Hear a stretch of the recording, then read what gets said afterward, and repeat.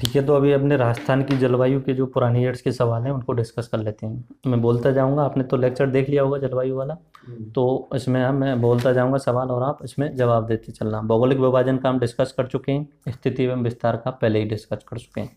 ठीक है, इसमें ज़्यादा कठिन सवाल नहीं है, जो होंगे कठिन तो उसे मैं बता दूंगा। मावट क्या होती है?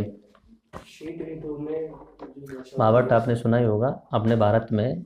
नॉर्मली ये अपना भारत है, जैसे यार ये प्रॉब्लम, भारत का नक्शा बार बार बनाना पड़ता है, ज़्यादा खराब बन गया, कोई दिक्कत नहीं। नॉर्मली अपने भारत में जो बारिश होती है मानसून के समय पे, जो अपना बरसाती मौसम होता है जुलाई अगस्त सितंबर वाला, उस समय जो बारिश होती है वो तो एक या तो अरब सागर से आने वाले जो मानसून होते हैं, और दूसरा इधर की साइड से बंगाल की खाड़ी से आने वाले जो बादल होते हैं उनके कारण होती है। फिर वो वापस बादल वापस चले जाते हैं, बारिश करने के बाद में वो निकल जाते हैं। अगर करनी होती है तो वो बारिश कर चुके होते हैं, कुछ एक होते हैं बिना बारिश करे भी चले जाते हैं। तो 4-5 महीनों के बाद में वो पूरा ये जो सिस्टम होता है यहाँ से पानी नहीं आता है। अब क्या होता है कि दिसंबर जनवरी के महीने में इधर की साइड में यहाँ पे भूमध्य सागर है, भूमध्य सागर है। भूमध्य सागर में से बादल उठते हैं, बादल ऊपर उठते हैं और वो इधर की साइड में चलना शुरू करते हैं, भारत की साइड में। और वो भारत की साइड में आके पहुंचते हैं जनवरी फरवरी दिसंबर के आसपास में, यानी सर्दियों के मौसम में। तो सर्दियों के मौसम में जो बारिश हो रही है वो कौन सी दिशा से आ रहे हैं बादल? कौन सी दिशा से आ रहे हैं? पश्चिम दिशा से। तो इन्हें पश्चिमी विक्षोभों के कारण भारत में बारिश होती है, उसे क्या बोला जाता है? मावट। ये परमानेंट नहीं होती है, ऐसा नहीं कि पक्की बारिश होगी, हो या ना हो, क्योंकि इतनी दूर से आ रहे हैं, आके नहीं पहुंचते बादल, थोड़े बहुत आके पहुंचते हैं। 1-2 दिन कभी कभी महीने में थोड़ी बहुत हो जाती है, और वो भी छोटी बारिश होती है, बड़ी बारिश नहीं होती है। तो बस इतना याद रखना, मावट का मतलब हुआ पश्चिम दिशा से आने वाले जो बादल है उनके कारण बारिश हो रही है। पश्चिम दिशा में भी कहाँ से निकल के आ रहे हैं? भूमध्य सागर से। अच्छा, एक सवाल है कि जो अपना भौगोलिक जो जल वो अपना राजस्थान का जो जलवायु है उसे 4 भागों में बांटा है, तो किसने बांटा है? तो कोपेन नामक के एक वैज्ञानिक थे, उनके आधार पर राजस्थान की जलवायु को 4 भागों में बांटा गया है। उसके बाद आगे हम चलते हैं।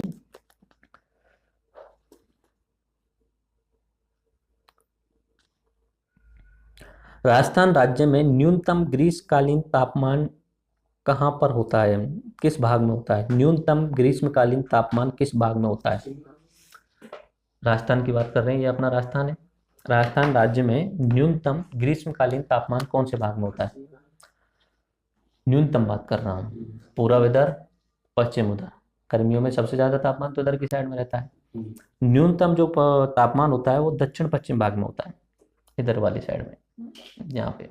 क्योंकि यहाँ पे अरावली पर्वतमाला है, ऊंची ऊंची चोटियाँ हैं, तो ऊंचे ऊंचे क्षेत्रों में तापमान भी कम रहता है। दूसरा, बारिश भी यहाँ इस साइड में ठीक ठाक होती है। तो ये आप याद रख लेना, राजस्थान राज्य में न्यूनतम ग्रीष्मकालीन तापमान जो होता है वो ग्रीष्मकाल में सबसे कम तापमान जो होता है इधर वाले क्षेत्र में होता है, दक्षिण पश्चिम में। कहने की बात ये, सिरोही माउंट आबू वाले क्षेत्र में सबसे कम तापमान रहता है गर्मी में। आगे समझे। उसके बाद में राजस्थान में शीतकाल में वर्षा करने वाले विक्षोभों की उत्पत्ति कहाँ से होती है? भूमध्य सागर, और उसके पास में यहाँ पे कैस्पियन सागर भी है। भूमध्य सागर के पास में कैस्पियन सागर, तो दोनों से ही निकल के आते हैं बादल। राजस्थान में सबसे गर्म स्थान कौन सा है? सबसे गर्म जिला कौन सा है? सबसे गर्म जिला कौन सा है? सबसे ठंडा जिला कौन सा है? चूरू। ठीक है, ये जिले की बात चल रही है। अगर स्थान की पूछ लिया जाए, राजस्थान में सबसे ठंडा स्थान कौन होगा? माउंट आबू। ठीक है, स्थान जो होगा वो अपना माउंट आबू होगा। तो राज्य में गर्मी में चूरू सबसे गर्म और माउंट आबू सबसे ठंडा क्षेत्र रहता है। क्षेत्र की बात चल रही है। अगर जिले की बात करें तो सबसे ज्यादा गर्म जिला कौन सा माना जाएगा? चूरू माना जाएगा। ठीक है, गर्म भी चूरू है और ठंडा भी चूरू है। उसके बाद में बात करते हैं, पूर्वी राजस्थान की जलवायु परिस्थितियां होती हैं। पूर्वी राजस्थान देखिए, ये इधर की साइड में अरावली, इधर कौन सी दिशा हुई? पूर्वी। और इधर की साइड में नॉर्मली 2 भागों में अगर बोले पूर्व और पश्चिम को, तो शुष्क किस क्षेत्र में रहेगा? पश्चिमी। और नमी वाला क्षेत्र कौन सा रह जाएगा? पूरा वाला। ठीक है, इधर की साइड में आर्द्र थोड़ा सा। आगे समझ में। इधर की साइड में बारिश कम होती है, इधर की साइड में बारिश ज्यादा होती है। अरावली पर्वतमाला का मैंने बताया था जल विभाजक भी है और बारिश का विभाजक भी है। उसके बाद में बांसवाड़ा राजस्थान के किस जलवायु जलवायु खंड में आता है? बांसवाड़ा, ये वाला जो है, इसमें जलवायु में जब मैंने बताया था, ये वाला जो क्षेत्र है राजस्थान का बांसवाड़ा वाला। मैंने देखो, भौगोलिक विभाजन में तो बांसवाड़ा को, डूंगरपुर वाले क्षेत्र को हमने उत्तरी मैदान में शामिल कर लिया था, लेकिन जलवायु में हमने इस वाले क्षेत्र में शामिल किया था, कोटा वाले में, और इसको शामिल किया था। हाँ, इन दोनों को शामिल किया था क्योंकि बारिश सबसे ज्यादा होती है इधर भी और यहाँ पे भी। ठीक है, तो इसे हमने बोला था आर्द्र दक्षिणी क्षेत्र, आर्द्र दक्षिणी या दक्षिण पूर्वी क्षेत्र, इसे दोनों को शामिल किया। राज्य में सबसे ज्यादा आर्द्र जिला कौन सा है? झालावाड़, याद रखना। हाँ, सबसे ज्यादा आर्द्र जिला जो है वो झालावाड़ है। राजस्थान में सबसे आर्द्र अति आर्द्र क्षेत्र कौन सा है? अभी बता चुका हूँ, ये वाला ऐसा और ये वाला ऐसा, ये दोनों ही सबसे ज्यादा अति आर्द्र है, यानी अपना हाड़ौती वाला और बांगड़ वाला। हाँ, ये दक्षिण पूर्वी और ये दक्षिणी बांगड़ बोलते हैं ना, इसे बांगड़ बोलते हैं। तो यहाँ पे कोटा, बारां, झालावाड़, बांसवाड़ा, ये आबू क्षेत्र जो अति आर्द्र हैं। पूर्वी राजस्थान की जलवायु कैसी है? पूर्वी वाला ये आर्द्र मान सकते हो इस वाले को, ठीक है। इस वाले को अति आर्द्र मानते हैं, ये वाला अरावली प्रदेश वाला बीच वाला आर्द्र मानते हैं इसे। आर्द्र और नम दोनों, शुष्क और नम के बीच वाला उप आर्द्र बोल सकते हैं इसे, उप आर्द्र, ठीक है। और यहाँ पे इस बीच में बना देता हूँ, यहाँ पे बीच में आता है वो शुष्क, और इधर की साइड वो अर्ध शुष्क, और इधर की साइड में जो आता है वो लास्ट वाला शुष्क हो गया। ग्रीष्म काल में सर्वाधिक आंधियां किस जिले में चलती हैं? ग्रीष्म काल में सर्वाधिक आंधियां जो चलेंगी वो श्रीगंगानगर में, ऊपर वाले। ग्रीष्म काल में सर्वाधिक आंधियां जो चलेंगी वो श्रीगंगानगर में चलेंगी। उसके बाद में राजस्थान में सर्वाधिक वर्षा किस स्थान पर होती है? माउंट आबू में। राजस्थान में किस ताप कटबंध में आता है? कौन सा कटबंध है राजस्थान? पूरा ये वाला ऐसा मैंने बताया था। नीचे वाला जो होता है उसे तो बोलते हैं उष्ण कटबंध। ऊपर वाला 23.5 से 66.5 वाला जो होता है उसे बोलते हैं शीत और उष्ण दोनों के बीच का, शीतोष्ण बोल सकते हैं या उप उष्ण बोल सकते हैं, ठीक है। तो राजस्थान वो जो आता है वो शीत उष्ण कटबंध में ही आता है पूरा, ऐसा वो बता चुका हूँ उस लेक्चर में। राजस्थान की औसत वर्षा क्या होती है?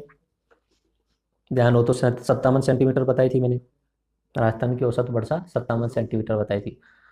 वर्षा को नापने का तरीका मैंने बताया था, वर्षा कैसे होती है ये भी मैं लेक्चर में बता चुका हूँ। उसके बाद में राजस्थान में सर्वाधिक वर्षा किस स्थान पर होती है? माउंट आबू में होती है, माउंट आबू में होती है सर्वाधिक वर्षा। और अगर पूछ लिया जाए सर्वाधिक वर्षा वाला जिला कौन सा है? झालावाड़ है। स्थान कौन सा हुआ? माउंट आबू। माउंट आबू एक लोकल एरिया, ठीक है। और जिला कौन सा हो गया? सबसे ज्यादा गर्म जिला कौन सा हुआ? और सबसे ज्यादा ठंडा स्थान कौन सा हुआ? माउंट आबू। और सबसे ज्यादा ठंडा जिला कौन सा हुआ? चूरू हुआ। आगे समझ में। उसके बाद बात करते हैं राजस्थान के सामान्यतः कितने जलवायु भागों में बांटा गया है? 5 भागों में। और कोपेन के अनुसार 4 भागों में बांटा गया है। नॉर्मली मैंने जो आपको बढ़ाया था 5 भाग बताए थे, 5 भागों में बताया था। शुष्क, अर्ध शुष्क, अरावली प्रदेश यानी उपाद्र, उसके बाद में आर्द्र और अति आर्द्र, इस तरीके से मैंने आपको उसमें बताया था। अगला, राजस्थान के जून माह में न्यूनतम वायु दाब किस जिले में संभावित है? राजस्थान के जून महीने में सबसे जो कम वायु दाब होता है वो जैसलमेर में होता है। बीकानेर के आसपास की जलवायु को वर्णित कर सकते हैं, किस तरीके की जलवायु? बीकानेर शुष्क जलवायु और गर्म मरुस्थलीय प्रदेश बोल सकते हैं उसे। वार्षिक वर्षा की प्रतिशत मात्रा में अत्यधिक उतार चढ़ाव वाला जिला कौन सा होगा? वार्षिक वर्षा की मात्रा में अत्यधिक उतार चढ़ाव वाला जिला कौन सा होगा?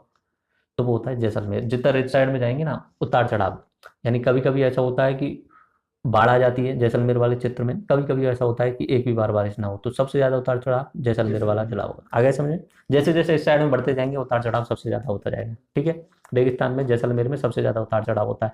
हाँ, 4-5 साल में बाढ़ आ जाती है और कभी 4-5 साल लगातार सूखा रहता है। आगे समझे। राजस्थान के कम वर्षा के कारण अरावली पर्वतमाला की कौन सी स्थिति है? अरावली पर्वतमाला राजस्थान में वर्षा को 2 भागों में बांट देता है।